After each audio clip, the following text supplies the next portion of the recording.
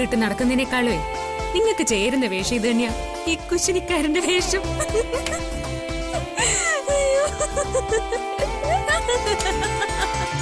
ചിരിച്ചു കഴിഞ്ഞോ?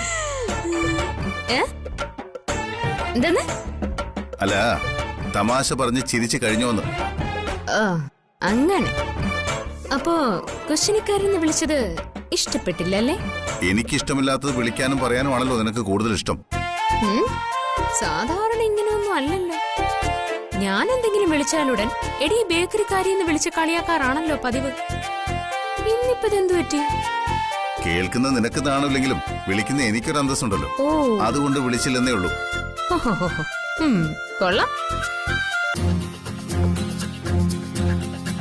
നീ എന്തിനാ ഇങ്ങനെ നോക്കുന്നത്? ഇന്നത്തെ നിങ്ങളുടെ പെർഫോമൻസ് അടിപൊളിയായിരുന്നു. അപ്പോ കഴിഞ്ഞ ജന്മത്തിൽ കൊട്ടാരം പാചകക്കാരനാണെന്ന് സ്വാമി പറഞ്ഞത് വെറുതെ അല്ല.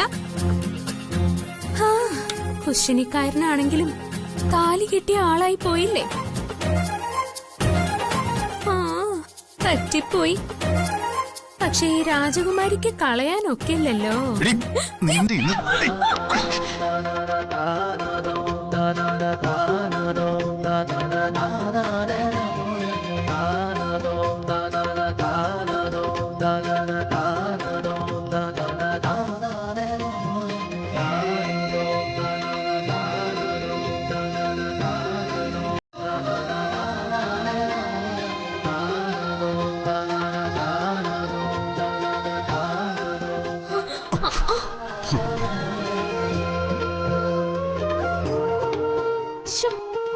ഹിറ്റ്ലറിന്റെ ഒരു കാര്യം, ഒന്ന് വീഴാൻ പോയാ മതി, അപ്പൊ വരും കയറി പിടിക്കാൻ.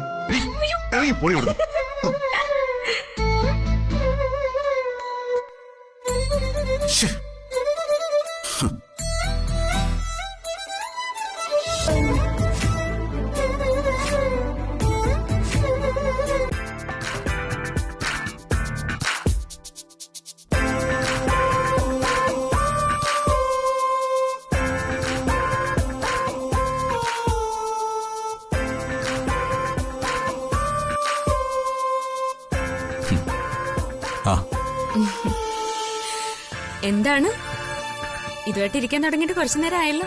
അപ്ലോഡ് ആയോ? ലിസ്റ്റിലിട്ടിരിക്കുക. എനിക്കിത് വിശ്വസിക്കാൻ കഴിയുന്നില്ല ഏട്ടത്തി. ഒരു ഭ്രാന്തൻ സ്വപ്നം ട്രാവൽ ചെയ്യാൻ തുടങ്ങിയിരിക്കുന്നു. I M so happy. സ്വപ്നങ്ങൾ ഓരോന്നോരോന്നായിട്ട് ഇങ്ങനെ പോവാണ് ഏട്ട ശിവ. കഴിഞ്ഞതൊക്കെ അങ്ങ് മറക്കുക, പുതിയ ആകാശങ്ങളിലേക്ക് അങ്ങ് പറക്കുക. അത് മാത്രം ആലോചിച്ചാ മതി. ആ, സമയായോ? എന്ന് പബ്ലിക് ചെയ്യ.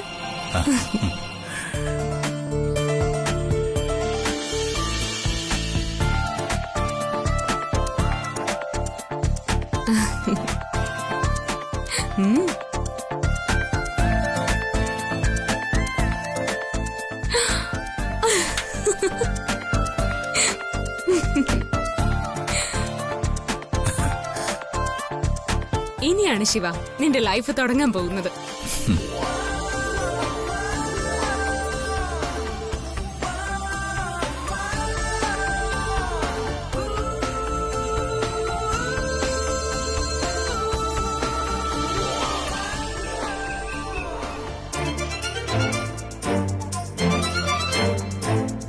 അവന്റെ മാറ്റം ഞാനും കാണുന്നുണ്ട്. പഴയതൊക്കെ മറന്ന് അവനൊരു പുതിയ ജീവിതത്തിലേക്ക് പ്രവേശിച്ച പോലെയുണ്ട്. ഇനിയും ഒരു കാര്യം കൂടി ചെയ്താ അവൻ രക്ഷപ്പെടും. എന്ത് കാര്യം? ഒരു നല്ല പെൺകുട്ടിയെ നമുക്കവന് കല്യാണം ആലോചിച്ചു കൊടുക്കണം. കല്യാണം കഴിച്ച ഭാര്യയും കുഞ്ഞുങ്ങളൊക്കെ ആയിട്ട് ജീവിക്കുമ്പോൾ അവൻ പഴയതെല്ലാം മറക്കും, സാധാരണ ജീവിതത്തിലേക്ക് തിരിച്ചു വരും. അത് ആലോചിക്കാം. ആദ്യം അവൻ ഈ പ്രോഗ്രാം ഭംഗിയായിട്ട് ചെയ്യട്ടെ. പക്ഷേ കല്യാണത്തിന് മുമ്പ് ഒരു കാര്യം അവനെ പറഞ്ഞ് മനസ്സിലാക്കണം. നഷ്ടപ്പെട്ടതിനെ ഓർത്ത് ജീവിതം പാഴാക്കരുതെന്ന്.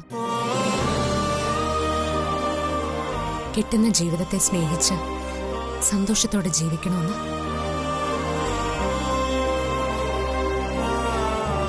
ഈ അമരാവതി വീട്ടിൽ ഒരു ജ്യോതി മതി.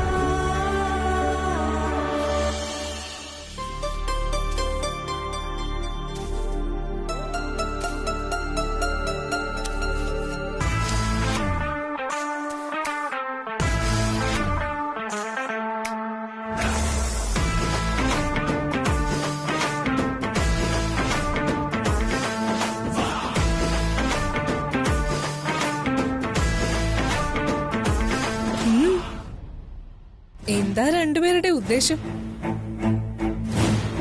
നിപ്പ് കണ്ടിട്ട് എന്നെ തല്ലാനാണെന്ന് തോന്നല്ലോ. തല്ലിയാൽ ഞാനും തിരിച്ചു തല്ലും.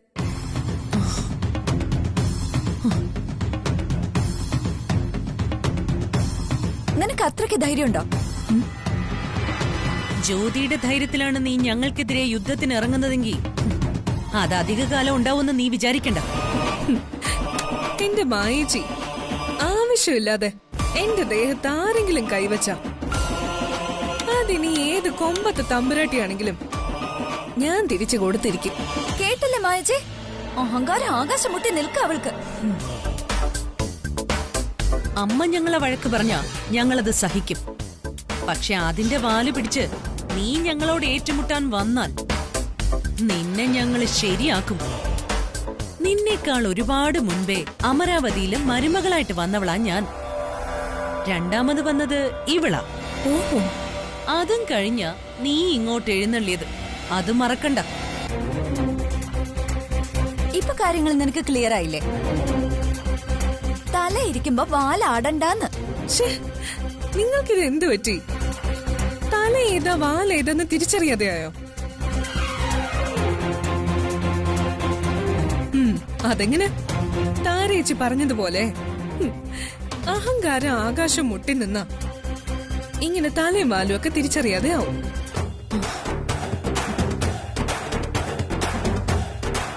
അതെ, നിങ്ങൾ വിചാരിക്കുന്ന പോലെ ഇവിടുത്തെ തല നിങ്ങളല്ല,